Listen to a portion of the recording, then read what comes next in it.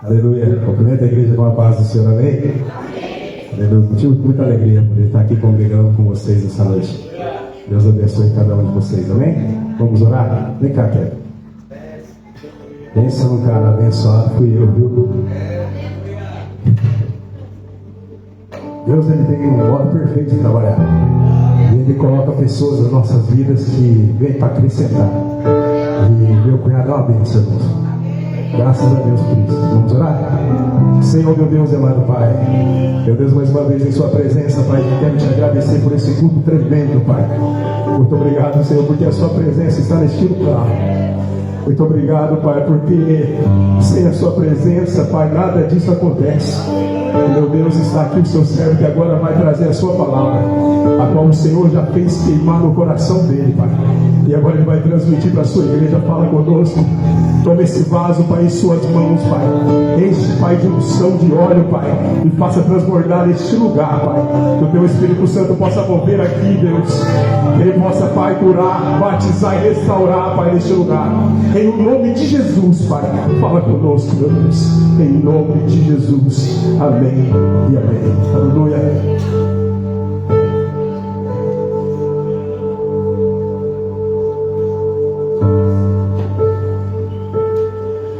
Cumprimento a todos com a paz do Senhor Jesus. Oh glória, é um prazer estar neste segundo dia com essa igreja abençoada para juntos adorarmos o nome do Senhor Jesus Cristo. Abra comigo a palavra de Deus no livro de Atos dos Apóstolos, capítulo de número 5, versículo de número 34. Enquanto você procura, eu quero tributar a Deus toda a honra e toda a glória pela oportunidade que Ele me concedeu de estar nesta noite para ser um instrumento dEle neste local também. Louvo a vida a Deus pela vida do presbítero Aparecido, da sua esposa, nossa irmã Marlene, do pastor Altair, da sua esposa Marilene também, todo o corpo de obreiros, pastores, evangelistas, presbíteros, toda essa igreja abençoada, também pela vida do meu cunhado, o Éder, minha cunhada Jéssica, que nos recebem sempre bem quando nós viemos aqui à cidade de Guaíra. Hoje também passamos uma tarde muito abençoada e edificante, juntamente com a nossa irmã Val, seu esposo Néia, a sua família, os seus filhos. Eu quero agradecer a Deus também pela vida deles. Atos capítulo de número 5, versículo de número 34. Quem encontrou, diga: eu leio a Bíblia. Quem ainda não encontrou, diga: eu preciso ler mais a Bíblia. Aleluia. Essa igreja lê Bíblia. Tem lugar que a gente chega e faz essa pergunta assim, metade da igreja fala: eu preciso ler mais.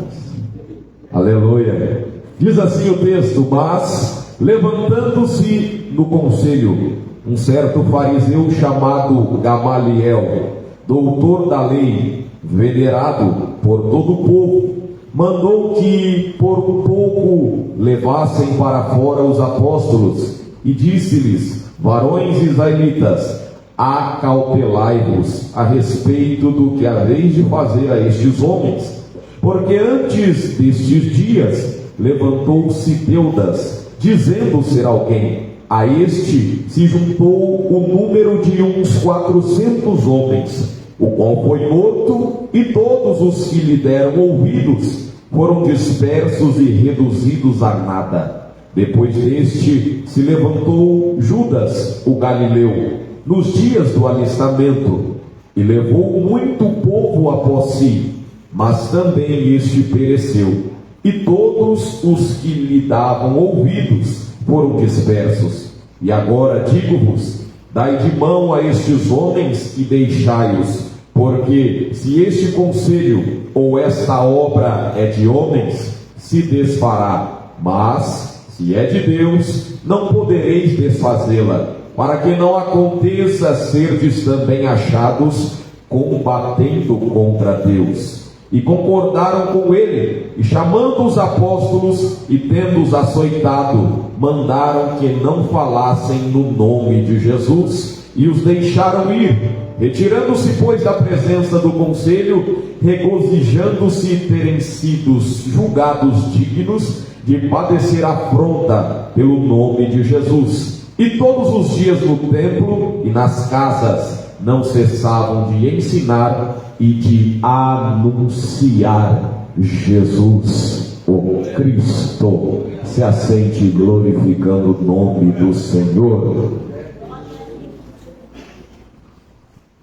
Quando nós olhamos para o livro de Ruth, nós encontramos a história de uma mulher que era moabita, uma mulher que não pertencia à nação de Israel, uma mulher que não pertencia ao povo de Israel. E a história nos diz que aquela mulher, ela volta para Belém, que significa casa do pão, e ali ela auxilia a sua sogra Noemi e sai ao campo para colher espigas.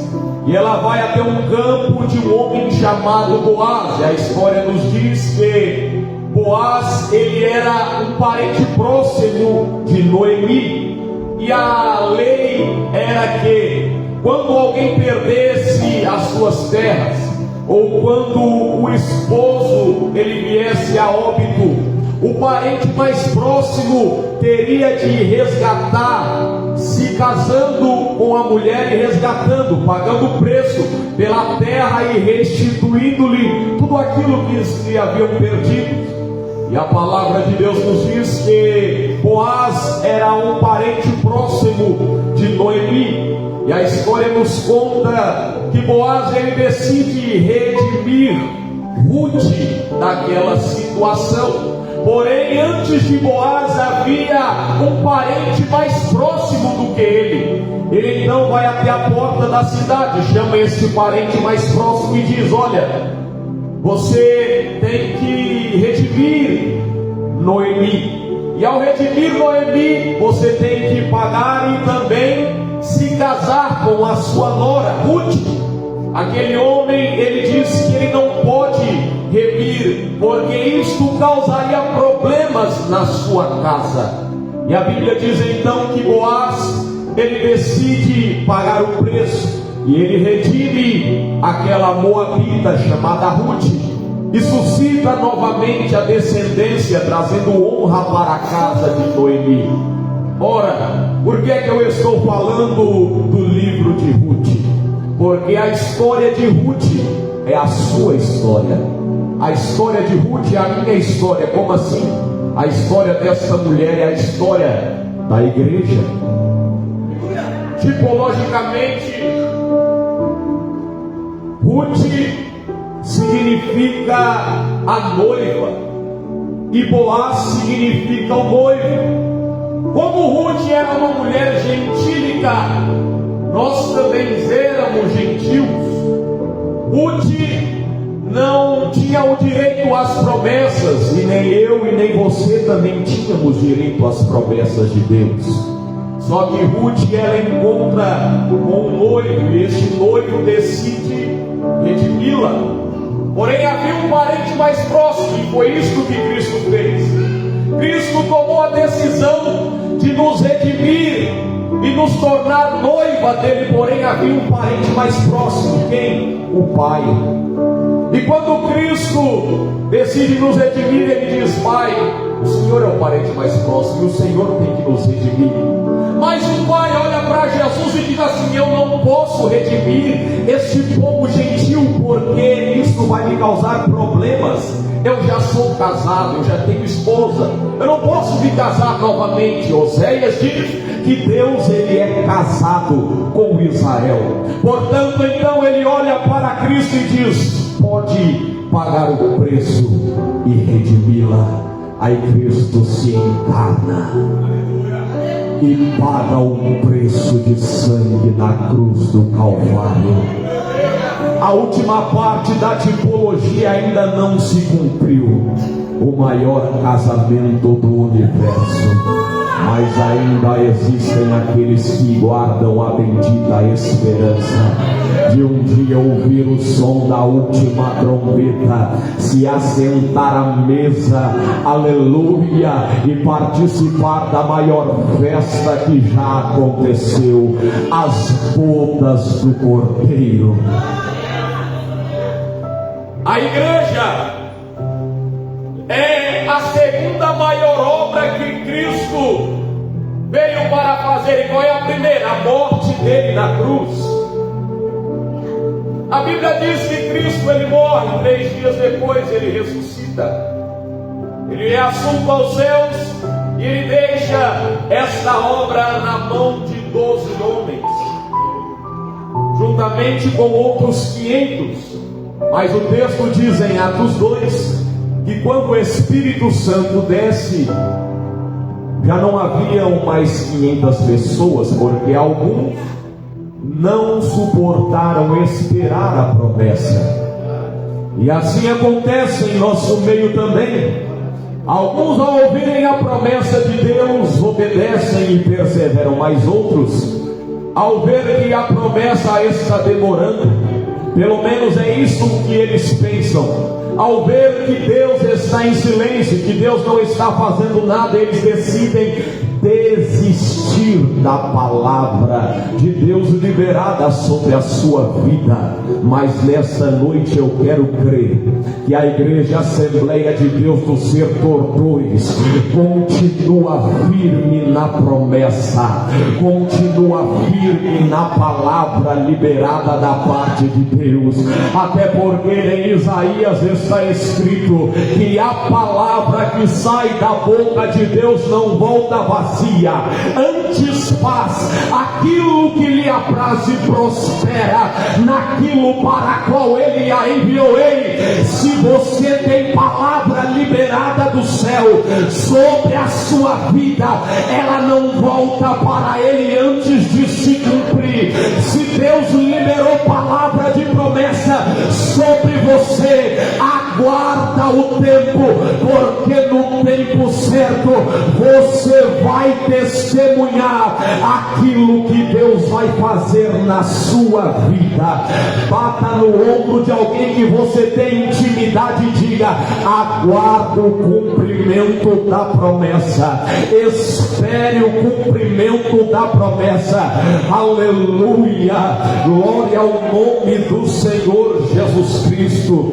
O texto a qual nós lemos fala, aleluia, da obra sendo continuada por estes homens escolhidos pelo Senhor Jesus Cristo. No capítulo de número 3 de Atos, nós encontramos Pedro e João subindo a hora da oração nona ao templo, ou seja, 3 horas da tarde, e eles vão encontrar um homem que estava enfermo, e ele então fita os olhos naquele homem. Aquele homem vivia de esmolas, mas Pedro tinha algo muito melhor do que dinheiro para oferecer a ele.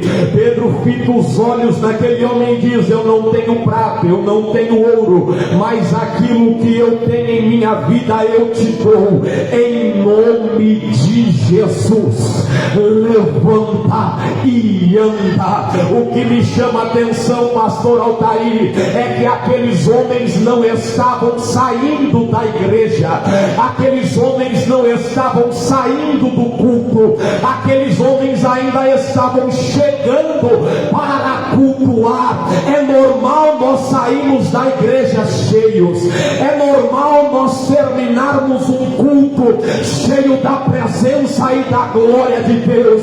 Agora o culto nem começou e aqueles homens já estão cheios da presença. Aleluia. Eu não sei se você chegou aqui cheio, mas se você já chegou cheio, nesta noite Deus vai transbordar o vaso. E se você chegou vazio, hoje também é noite de Deus encher a sua vida.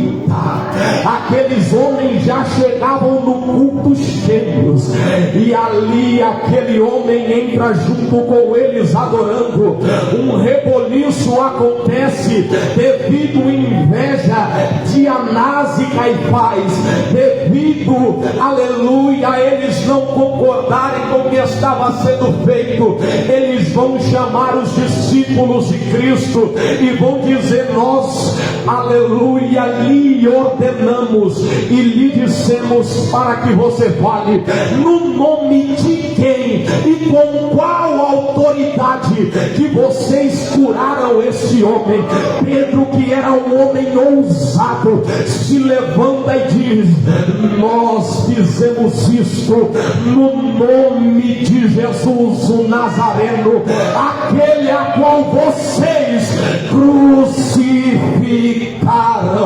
Hoje na igreja existem pessoas que precisam seguir o exemplo de Pedro após a conversão, homens e mulheres que precisam ter mais ousadia, homens e mulheres que precisam ter mais autoridade, homens e mulheres que precisam se colocar à disposição, como já foi cantado aqui, e dizer: Senhor, eis-me aqui, eu estou disponível para ser o teu instrumento. Aleluia. Aqueles homens então ameaçam Pedro e os apóstolos, dizendo: não fale mais.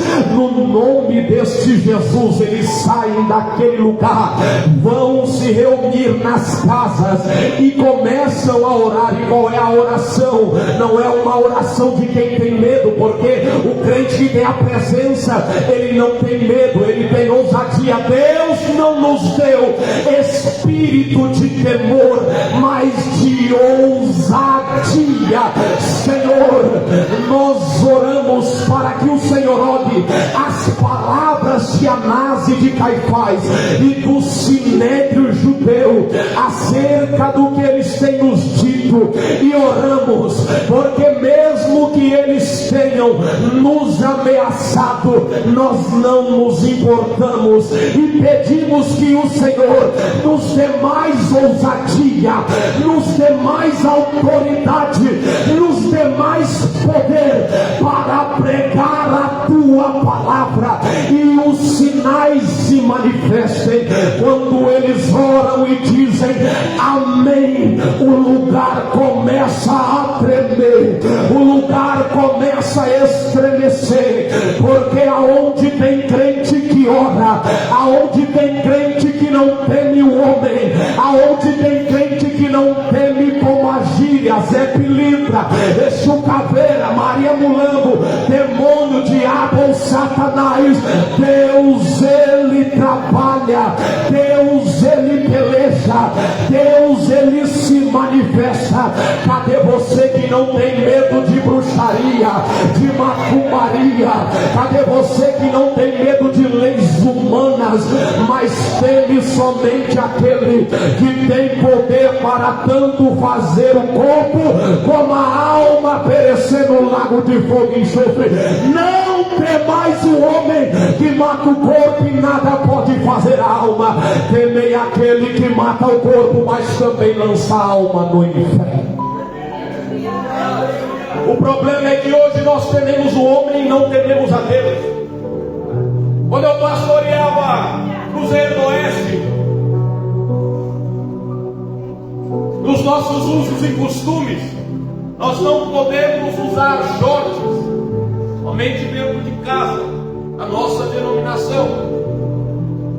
E um dia eu fui levar a minha esposa, porque ela foi viajar para Curitiba, levar o meu filho no hospital. 7 horas da manhã eu estou indo levar ela. Quando eu volto para casa, eu vejo um membro de moto andando de shorts.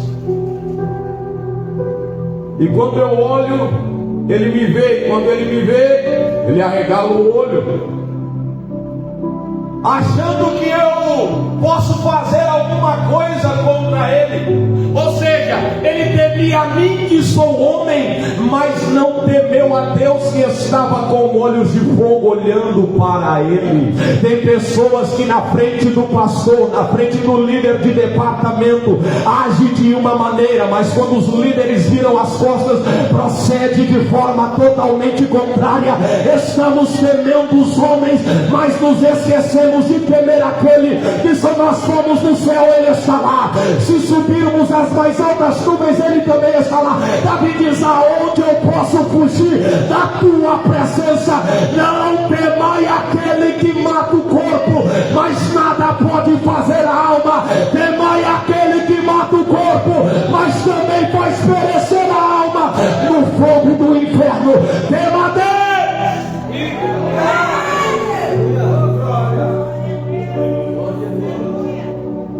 Aleluia. Gamaliel então vai se levantar, porque por mais 2 vezes o Sinédrio vai ameaçar aquela obra. E quando eles estão planejando em suas mentes matar e acabar com os discípulos, Gamaliel, um homem respeitado, ninguém menos do que o professor do apóstolo Paulo, se levanta. E ele vai começar a aconselhar aqueles homens, dizendo: tenham cuidado com o que vocês vão fazer contra estes homens. Por quê? Porque se vocês se levantarem contra eles, possa ser que esta obra seja de Deus. O problema é que tem muitos que estão se levantando. Aleluia. Tem muitos que não tomam cuidado com quem vão mexer. Tem muitos que não tomam cuidado contra quem estão se levantando. Mas Gamaliel está alertando aqueles homens, dizendo: tenham cuidado quando vocês forem mexer com estes homens. Ei, aleluia. Tem pessoa que perdeu o temor e já não toma mais cuidado para falar da vida do irmão, já não toma mais cuidado para se levantar contra líderes, já não toma mais cuidado, aleluia, para contar da vida do próximo. Já não toma mais cuidado, achando que não tem ninguém que zela por ele, não tem ninguém que zela por ela. Ei, você é a igreja, e a igreja tem dono. Quem se levanta contra a igreja, ai Jesus, quem se levanta contra o povo de Deus, lembra de Corá, te deu duas passagens. Aleluia. Moisés estava liderando o povo no deserto, e a Bíblia diz que Corá, ele acha que a liderança de Moisés não está boa. Ele vai chamar Datã e Abirão e cerca de uns 250 homens, e vai começar a envenenar o povo. Aleluia. Corá é típico do crente rebelde, o crente que para ele nunca estava bom. Corá era levita da família de Coate, ou seja, os coatitas eram os responsáveis por levar a arca da aliança. Aleluia. Da tribo de Levi, os meraritas eram os responsáveis por levar as cobertas do tabernáculo. Da tribo de Levi, os gersonitas eram os responsáveis por levar o esqueleto do tabernáculo. Levi teve 3 filhos, Gerson, Merari e Coate, e cada um era responsável por uma coisa. Ele pertencia à família de Coate, da tribo de Levi, ou seja, era o responsável por levar a arca e os demais utensílios: mesa da procissão, castiçal de ouro, altar de bronze, altar de incenso. Ninguém tinha honra maior do que essa, carregar em seus ombros a arca da aliança. Porém Corá, ele acha que, aleluia, carregar a arca simplesmente não estava bom. Ele queria o que era de Moisés, ele também queria o que era de Arão, sumo sacerdócio, porque o crente que é rebelde, ele nunca está satisfeito com o que ele tem. Por mais que seja uma honra muito grande, ele vai se levantar contra Moisés, e Moisés diz: aleluia, se foi Deus quem me escolheu, a terra vai abrir a sua boca e vai engolir vocês vivos. Desta maneira acontece. Corá, Datã e Abirão, a sua tenda, sua casa, a sua família e mais os 250 homens que estavam com eles são tragados vivos pela terra. Eu me lembro que Davi estava entrando em Jerusalém com a arca da aliança, e ao entrar dançando, adorando em felicidade, porque a arca estava retornando para o seu lugar, a sua própria esposa Mical, a de dentro da sua casa, olha Davi e sente vergonha por ele, menosprezando ele em seu coração, se levantando contra o homem segundo o coração de Deus. A Bíblia diz que Deus vai castigar Mical e ela vai se tornar uma mulher estéril, nunca teve filhos na sua vida, porque se levantou, porque não teve cuidado para lidar, oh aleluia, contra aqueles que Deus guarda. Tome cuidado ao se levantar, ao falar contra alguém. Aqueles homens estavam achando que os discípulos pertenciam a qualquer povo, mas Gamaliel, creio eu, instruído pelo Espírito, começa a os aconselhar dizendo: tomem cuidado.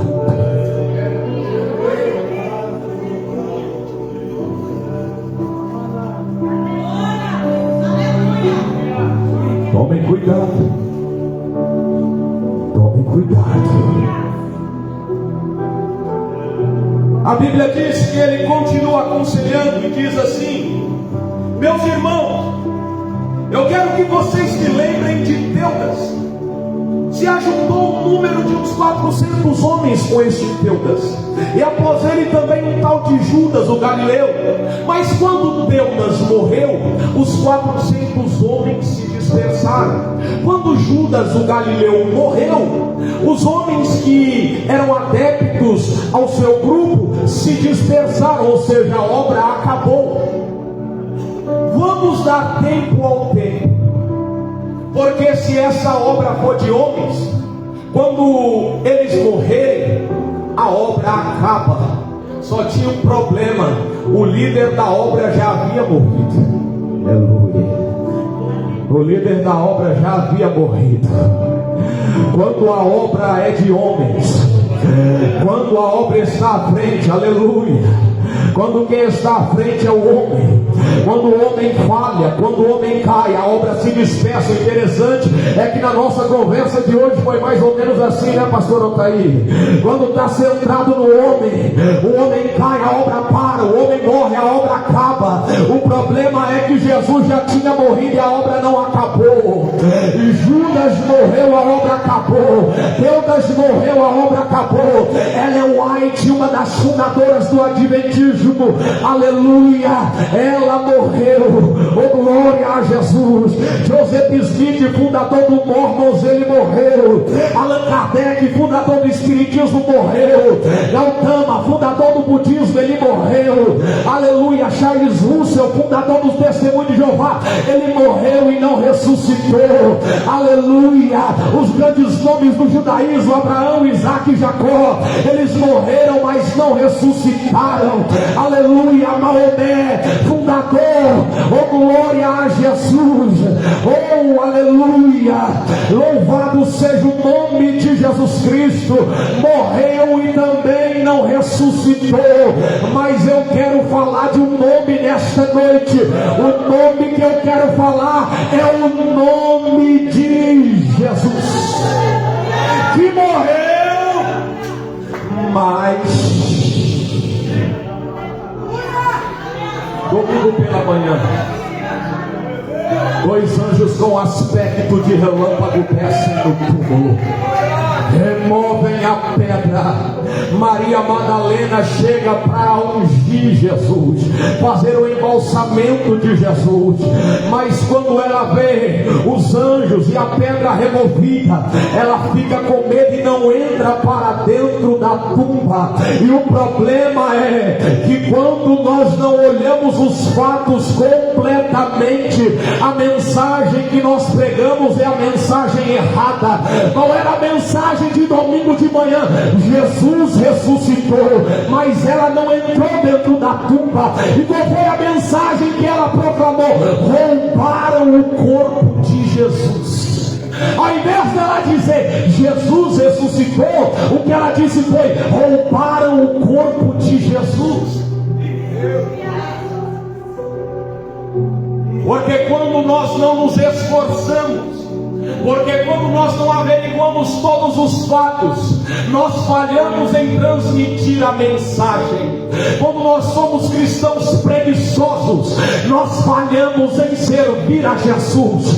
Ao ouvirem a mensagem de Maria Madalena, Pedro e João, eles vão correndo, mas João chega primeiro. Parece que eu vejo um querendo competir contra o outro. Não, quem vai chegar primeiro lá sou eu. E não é isso que vivemos nos dias de hoje, irmãos em Cristo, pessoas que se dizem cristãs, competindo umas contra as outras. Não, eu vou pregar no culto de domingo, porque sou eu que prego melhor, sou eu que vou dar aula da escola dominical, porque eu ensino melhor. Não, quem vai reger os jovens hoje sou eu, porque eu entendo mais de regência.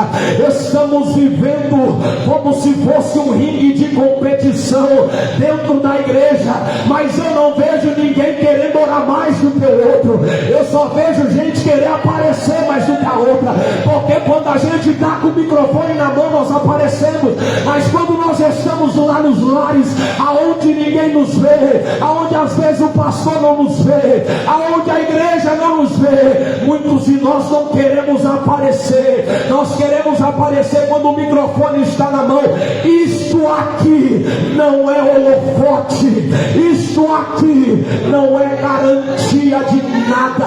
É muito melhor você ser um anônimo na terra, mas conhecido no céu e no inferno, do que você ser conhecido diante dos homens e naquele dia você chegar diante de Jesus e dizer: Jesus, no teu nome eu expulsei demônios, no teu nome eu curei enfermos, no teu nome eu preguei a tua palavra. E Jesus olhar para você e dizer: eu não te conheço.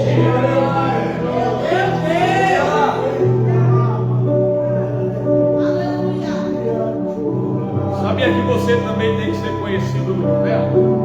Aleluia. Glória a Deus. Você lembra quando 2 homens foram expulsar um demônio? Eles chegaram e disseram assim: eu te expulso no nome do Jesus que Paulo prega. Aí o demônio vai olhar para aqueles homens e vai dizer assim: eu sei quem é Jesus, e eu também sei quem é Paulo, mas e vocês? Quem é vocês? Satanás sabia quem era Paulo. Ele sabia quem é que dava trabalho para ele. Satanás sabia quem era o inimigo dele. Aleluia. Você tem que ser conhecido no céu, mas os demônios têm que saber que você é um crente cheio da presença. E quando você chegar, eles têm que sair. E aonde você pisar, eles têm que bater em retirada. Vixe, a irmã fulana de tal chegou, vambora. Aleluia. Nosso irmão levantou da cama. Vixe, vai dar trabalho para o inferno. Esse aí eu conheço. Esse aí é crente de oração. Esse aí é crente que jejua.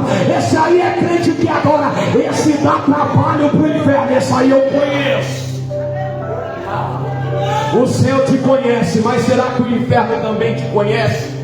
Pelo motivo bom? Ou será que o inferno está te conhecendo por motivos ruins?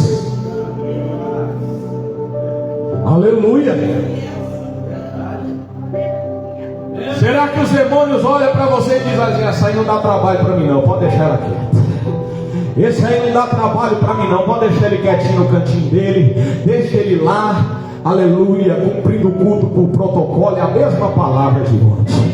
Indo na igreja por ir, indo na igreja porque o pastor pede, porque o líder pede, indo no café amargo para não ficar mal com o presbítero aparecido, mas a minha vontade mesmo é de não ir. Você sabe o que diz Malaquias capítulo de número 1?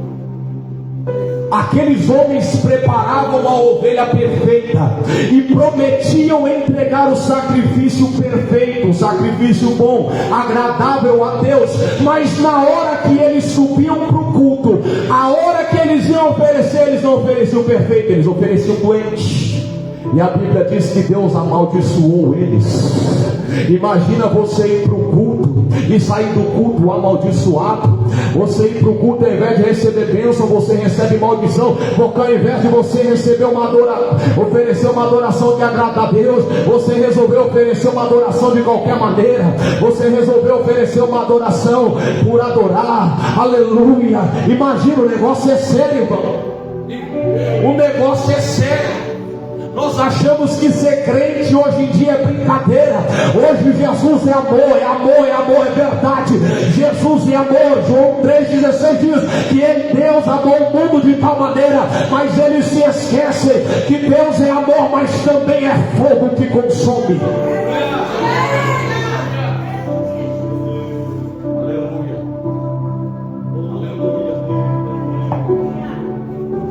A Bíblia diz, e Gamaliel continua aconselhando aqueles homens,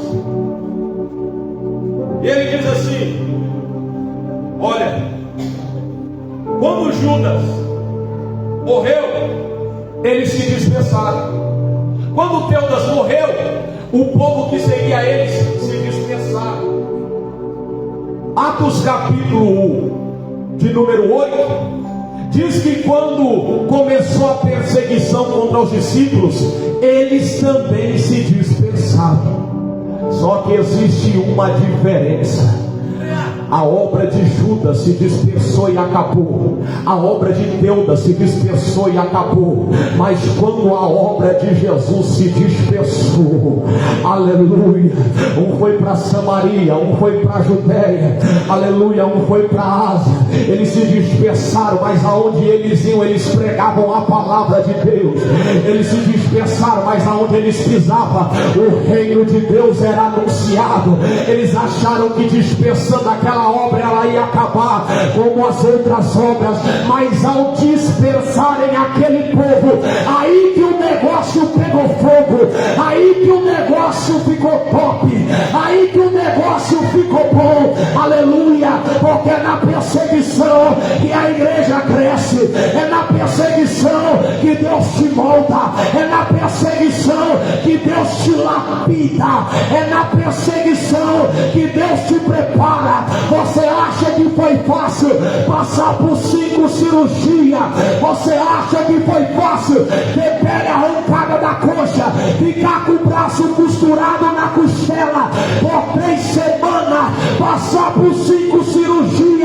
Não foi fácil. É momento em que Deus nos amassa, é momento em que Deus nos prova, é momento que Deus mostra que Ele é tudo e a gente não é nada. Eu sei que não é fácil você vir aqui hoje e adorar, e na tua casa talvez não ter nada para comer. Eu sei que não é fácil você vir aqui hoje e adorar, mas você está com uma enfermidade. Eu sei que não é fácil você vir aqui hoje e adorar, mas o teu marido está se entupindo de álcool e de droga.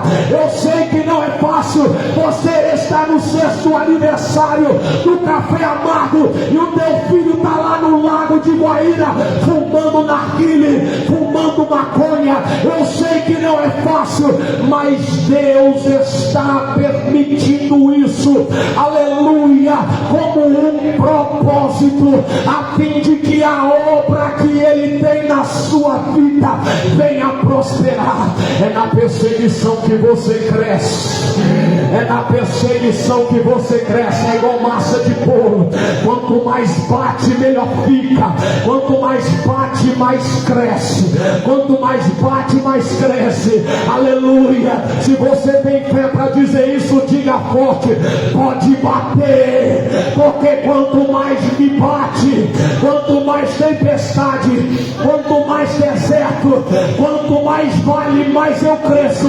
Mas eu tenho uma boa notícia para te dar: quando o vale termina, aleluia, começa a campina. Quando o deserto acaba, chega a terra prometida. Quando a tempestade para, a bonança chega. Tem uma com base bíblica, tem: o choro dura uma noite, mas a alegria vem pela manhã.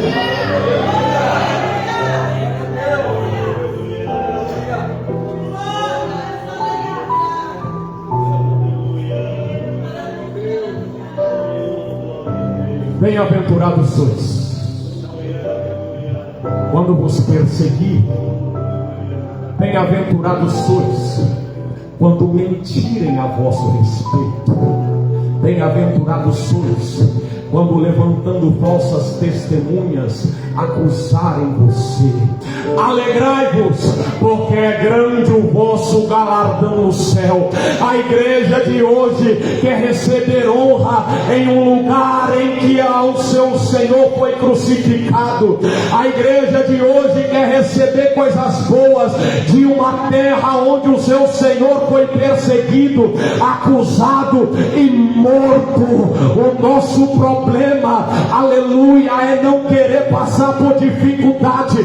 Mas quando nós aprendemos que Deus usa elas como forma de pedagogia para nos ensinar, aleluia, louvado seja o nome do Senhor Jesus Cristo. Quando nós aprendemos, aleluia, que isto é uma forma de Deus nos ensinar, nós começamos a enxergar com outros olhos.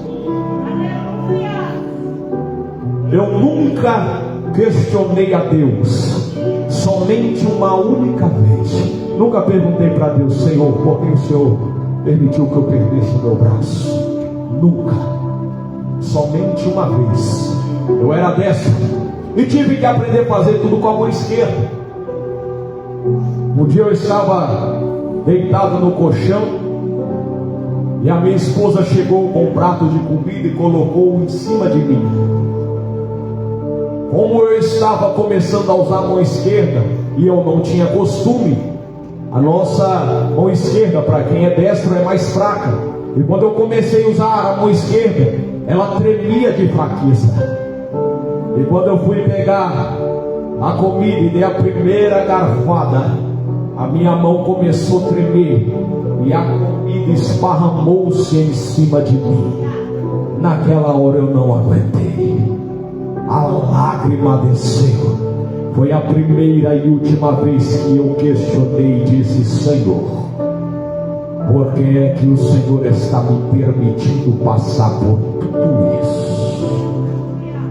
Na mesma hora, no mesmo momento, eu ouvi a voz do Espírito Santo. E ele diz assim para mim: se eu não permitir que você passe por isso agora, você não vai suportar o que eu tenho para você lá na frente. Deus está te dando estrutura com esta dificuldade que você está enfrentando, nesta perseguição que você está passando. É um instrumento de Deus para que você suporte o que Ele tem para você no amanhã. Se você acredita nesta palavra, levanta pelo menos uma das suas mãos e libere uma palavra de adoração a Ele.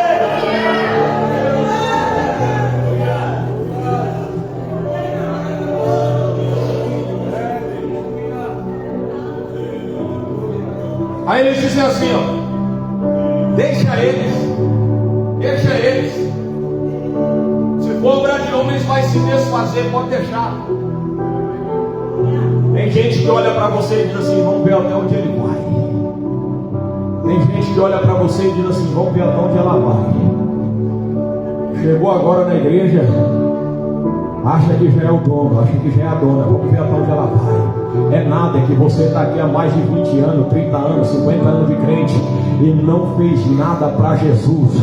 Aí, visto que você não fez nada para Jesus, ele pega o que chegou agora e levanta para mostrar para você, aleluia, que a obra é feita de oportunidade. Oportunidade nós temos que agarrá-la.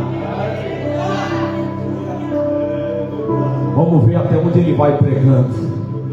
Vamos ver onde até ela vai louvando. Vamos ver, eu dou um ano para ele entregar esse cargo aí. Eu dou um ano para ela abandonar esse cargo aí. Aí o diabo, que é mais ousado, olha para você e se converteu. Não dou uma semana para estar na boca de novo.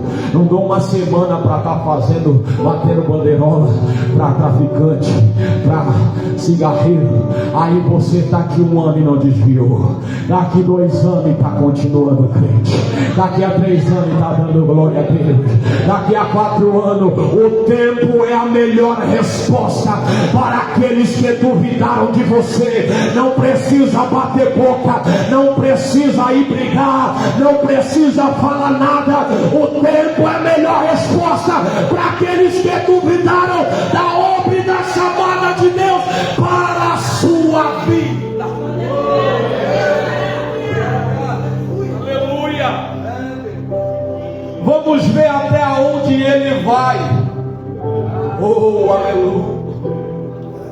E aí ele diz assim: se vocês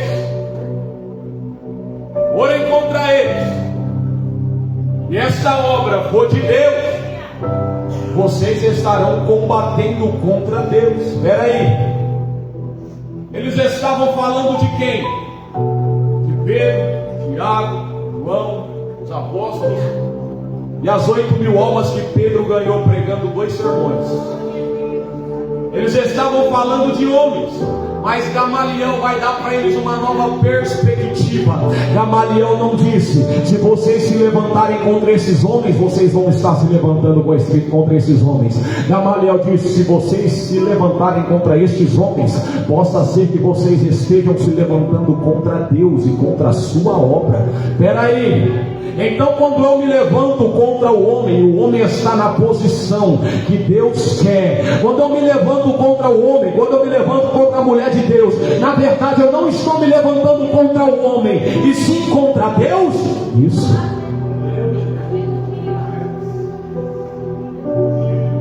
As pessoas confundem. Acham que quando se levantam é contra o homem, mas na verdade estão se levantando contra o dono do homem. As pessoas criticam você, se levantam contra você, mas na verdade não estão se levantando contra você, estão se levantando contra quem é o seu dono. Tome cuidado. Vocês podem estar se levantando contra Deus, e eu nunca vi alguém sair para guerrear contra Deus e sair vitorioso. Eu nunca vi ninguém batalhar contra Deus e sair vitorioso. Aleluia. Eu nunca vi ninguém querer fazer guerra contra Deus e sair cantando vitória. Não. Aquele que se exalta, ele abate, mas aquele que se humilha, esse prova da exaltação de Deus. É diferente de Satanás. Satanás leva Jesus no alto do monte de pula. Primeiro o diabo levanta para depois derrubar, mas Deus não. Primeiro Deus derruba, primeiro Deus humilha, primeiro Deus molda, e quando ele derruba e você aprende a lição, aí ele te exalta. E Deus, se eu te perguntar nesta noite, na mão de quem você quer estar? Na mão de quem você quer estar? O diabo levanta para derrubar, mas Jesus derruba para levantar.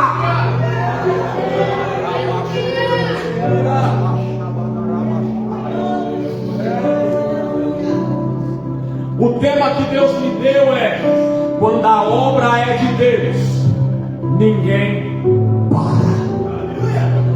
Quando a obra é de Deus, ninguém para.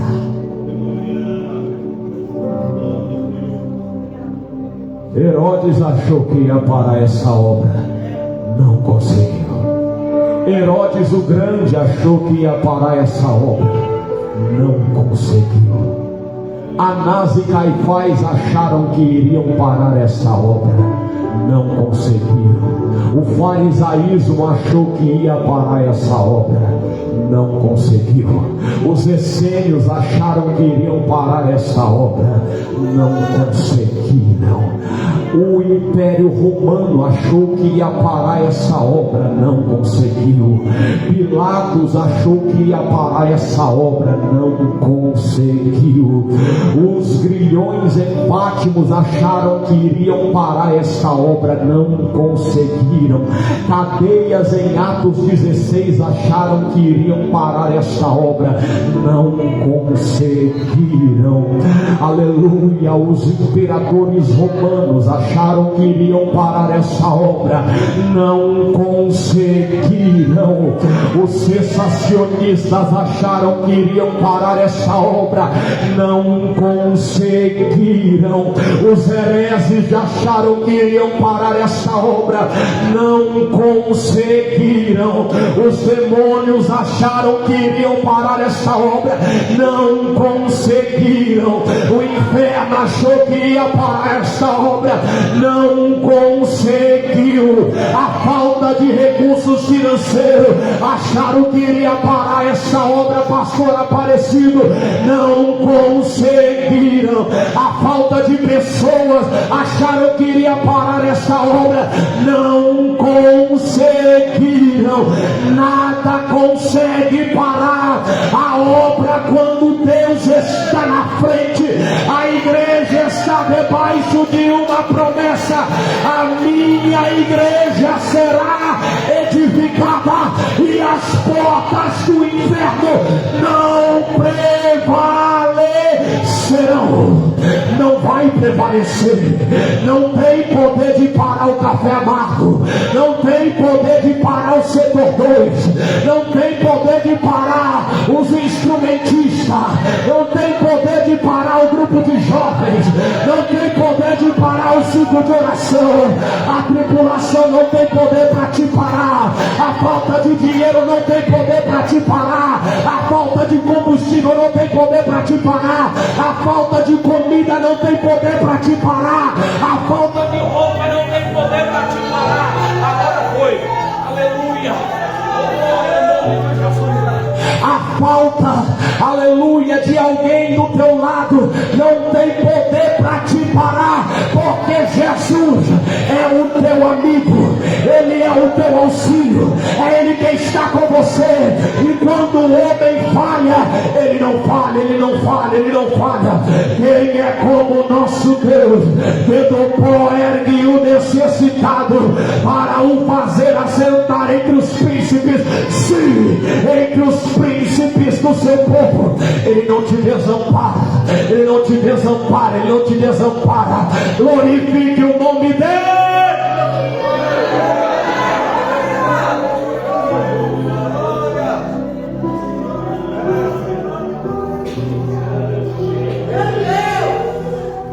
Eu concluo.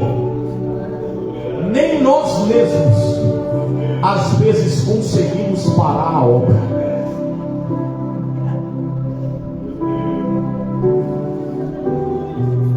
Aleluia. Estava Elias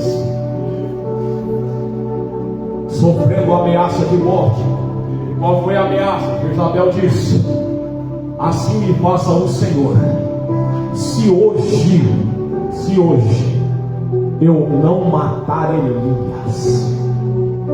Quando Elias ouve a ameaça de morte, ele acha que a obra vai parar e vai para a caverna. Como é que eu sei que ele acha que a obra vai parar? Porque ele diz assim: Senhor, só eu fiquei como profeta, só eu fiquei, e eu não quero mais, então a obra vai parar. Só que Deus diz para Elias: Elias, a obra não depende de você. Você pode achar que você é o último, mas eu ainda tenho 7.000.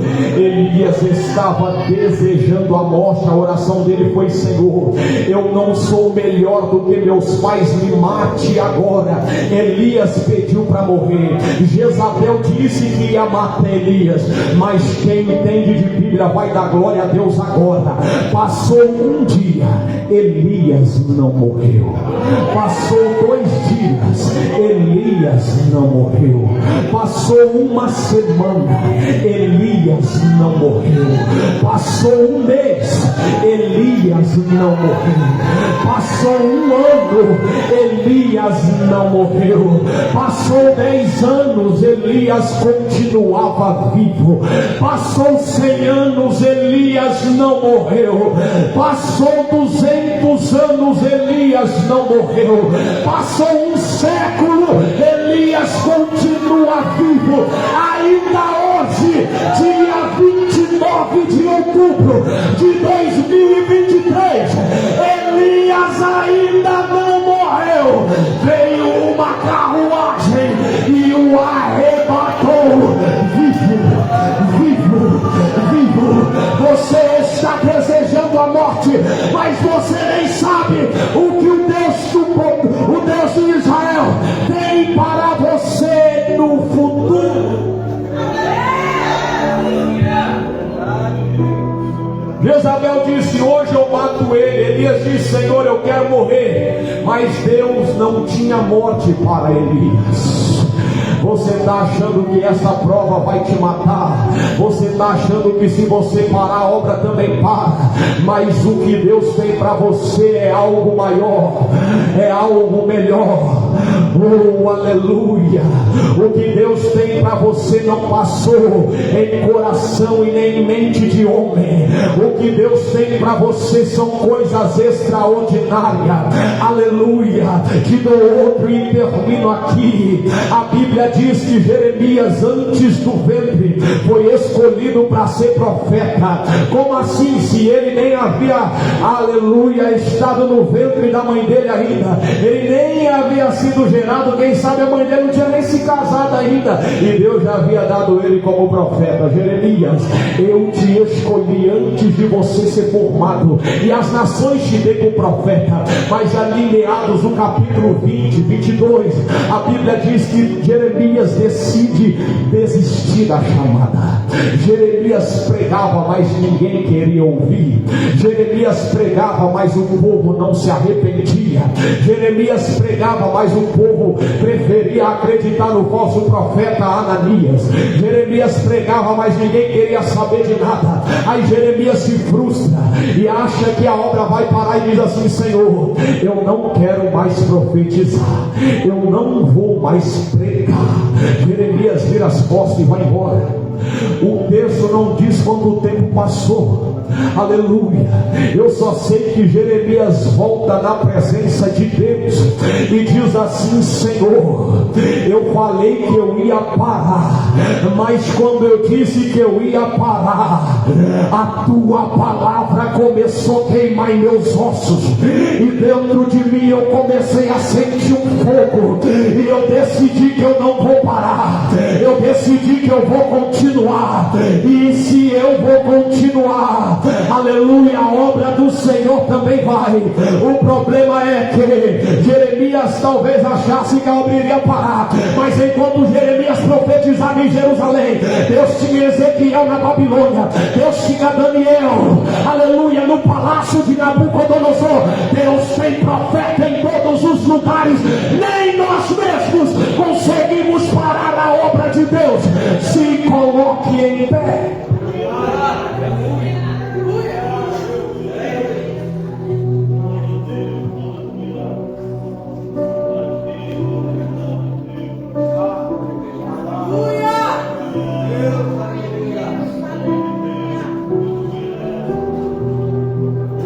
São 6 anos de café amargo. Eu gostaria de orar pela vida de vocês que estão envolvidos neste projeto. Eu gostaria de convidar aqui à frente todos que estão envolvidos direta e indiretamente no trabalho do café amargo. São 6 anos de aniversário. Gostaria que vocês viessem aqui à frente, todos os envolvidos neste projeto, nesta obra, neste trabalho. Pastor, eu só oro pelo trabalho.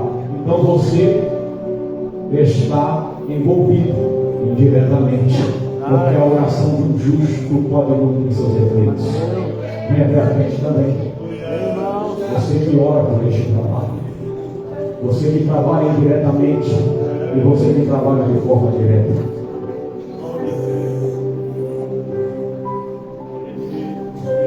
A Jane prepara aquele hino, coisas maiores.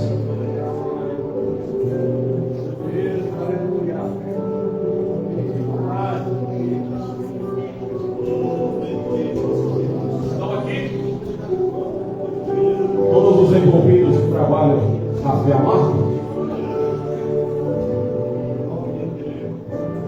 todos que estão aqui, eu gostaria de fazer mais dois apelos. Alguém nessa noite que quer aceitar esse Jesus que cuida de você, e que quando o homem acha que está se levantando com você, na verdade está se levantando contra ele. Não tocais nos seus ungidos e nem façais mal aos meus profetas, diz o salmista. Mas eu nem sirvo a Deus ainda. Jeremias nem nascido era, e Deus já havia constituído ele como profeta. Cadê você que tem entregado a vida para Jesus hoje? Levante a sua mão. Há alguém nessa noite para aceitar o segundo convite? Tem alguém para reconciliar com o Senhor? Eu não quero insistir, porque a oportunidade é como um cavalo selado. Lá em Moarama, semana passada, foi a 9ª pessoa que morreu. Deus disse assim: sua cova está aberta. Se coloca na posição, aceita Cristo verdadeiramente em teu coração. A mulher não quis dar ouvido. Isso foi no domingo. Quando foi na quarta-feira, ela desapareceu. E 2 dias depois acharam ela morta, jogada à beira de um rio. Foi a 9ª pessoa que Deus disse: se coloque porque você vai morrer. E são 9 que não deram ouvidos. O penúltimo foi um jovem, e Deus disse: sua cova está aberta. E ele não se colocou e foi fazer um assalto. Ele foi fazer um assalto, entrou dentro de uma casa, prendeu o dono chamou a polícia, conseguiu chamar a polícia, ele se escondeu dentro do guarda-roupa. O policial, sabendo que ele estava dentro do guarda-roupa, disse assim: eu vou mandar ele para o inferno. Ele, guarda-roupa fechado, ele atirou o outro guarda-roupa e matou aquele menino. Esse foi o 8º. Semana passada foi uma mulher. Oportunidade às vezes pode ser a última. Quem tem ouvidos ouça o que o Espírito diz às igrejas. Há alguém essa noite para aceitar ou se reconciliar com o Senhor? Dê um sinal com a sua mão. Amém? Não tem ninguém? Eu gostaria que a igreja estendesse as mãos para cá. Um dos departamentos mais importantes da igreja é o departamento de evangelismo. É o departamento que trabalha fora da igreja. Um dos mais importantes. É claro que todos são importantes, mas é esse que vai aonde ninguém quer ir e resgata aquele que ninguém dá nada. É esse que entra nas casas, enfrenta demônio, enfrenta a obra de macumba, entra, ora, desfaz. É esse que luta contra demônio, é esse que é alvo do inferno. E são esses que são carentes também das orações da igreja.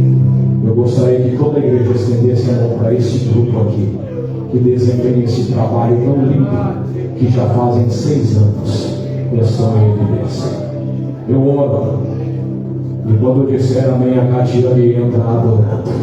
E você recebe o que Deus vai falar através deste louvor. Feche os teus olhos, querido Deus e eterno Pai. Estão aqui, Senhor, envolvidos todos, meu Pai, que trabalham nesta obra por nome de Café Amado. Uma obra que nasceu do coração de Deus. Portanto, é uma obra do Senhor. E quando a obra é do Senhor, o homem não tem poder para desfazer. O diabo não tem poder para desfazer. As coisas negativas e contrárias não têm poder para desfazer nem fazer parar. Porque nasceu no teu coração. A prova disso, Senhor, é que este ano eles estão completando 6 anos desta obra tão importante neste lugar. Oro, Senhor, para que o Senhor lhes dê força. Oro para que o Senhor lhes dê sabedoria. Oro para que o Senhor lhes dê discernimento. Oro para que o Senhor lhes dê autoridade. Oro para que o Senhor lhes dê poder. Oro para que o Senhor lhes dê unção. Oro para que o Senhor lhes dê ânimo, porque às vezes nos falta, somos falhos, mas quando o Senhor, o ânimo nos falta, o Senhor nos consola e nos levanta novamente. Oro, Pai, para que haja, Senhor, um fortalecimento, a fim de que esta obra permeie, se assim for da tua vontade, até o dia do arrebatamento da igreja, até o dia que Boaz se casa com Ruth, até o dia que a igreja se casa com o noivo. Abençoa esta obra, Senhor. Afasta, Senhor, todo o mal, tudo aquilo que tem impedido, tudo aquilo que quer parar. Palavras contrárias lançadas, palavras de maldição lançadas, orações contrárias que são feitas, inveja, porque os fariseus tiveram inveja destes homens, mas este povo que está na minha frente está coberto pelo sangue, e quem está coberto pelo sangue é como quando Balaão tentou amaldiçoar. Eles não conseguiam amaldiçoar, mas quando eles pensavam em lançar palavras de maldição, o Espírito transformava em palavras de bênção. A palavra era bombar o deserto, mas o que saía da boca era: vai chegar na terra prometida.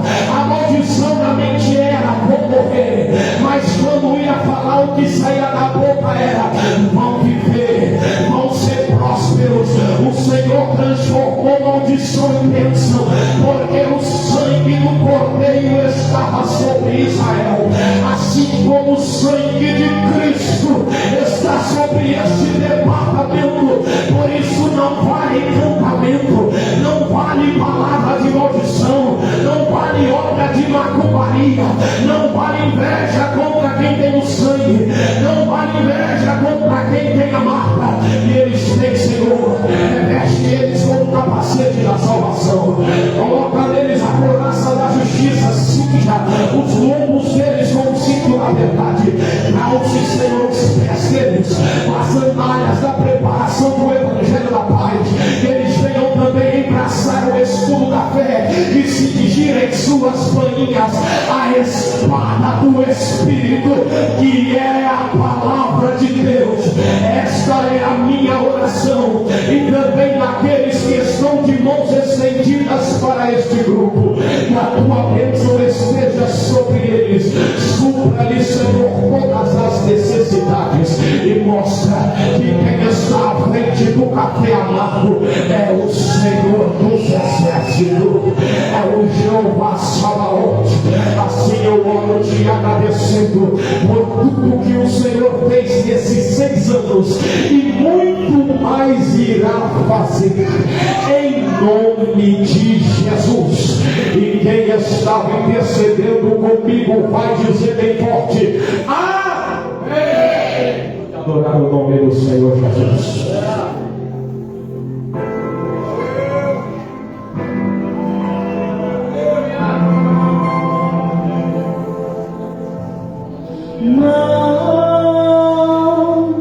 Não vai terminar assim. Eu sei que Deus tem mais pra mim.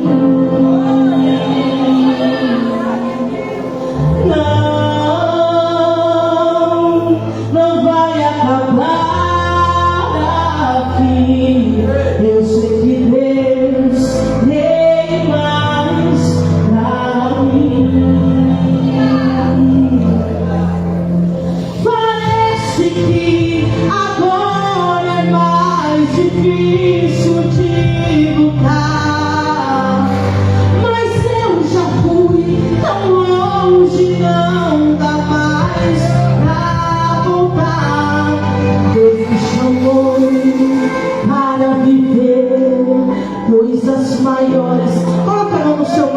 declare: Deus me chamou para viver coisas maiores. Deus me chamou para viver coisas maiores. Deus me chamou para viver coisas maiores.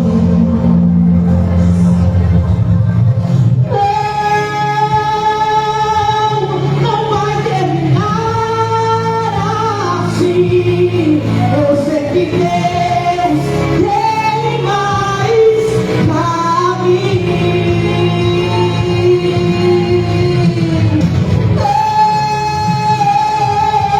Não vai acabar aqui. Eu sei que Deus tem mais pra mim. Parece que agora é mais difícil de lutar, mas eu já fui tão longe, não dá mais pra voltar. Deus me chamou para viver coisas maiores. Deus me chamou para viver coisas maiores. Deus me chamou para viver coisas maiores. Deus me chamou para viver coisas maiores. Aleluia, o Senhor tem mais para a tua vida, mais para o teu ministério, mais para essa igreja. Aleluia, vamos declarar e vamos viver coisas maiores da parte do Senhor. Quando eu pensava que era o fim, começou tudo de novo pra mim. Malhando trigo no altar, pra ninguém mais me saquear. Foi quando Deus me levantou e me falou: eu te chamei para viver coisas maiores. Eu te chamei para viver coisas maiores. Eu te chamei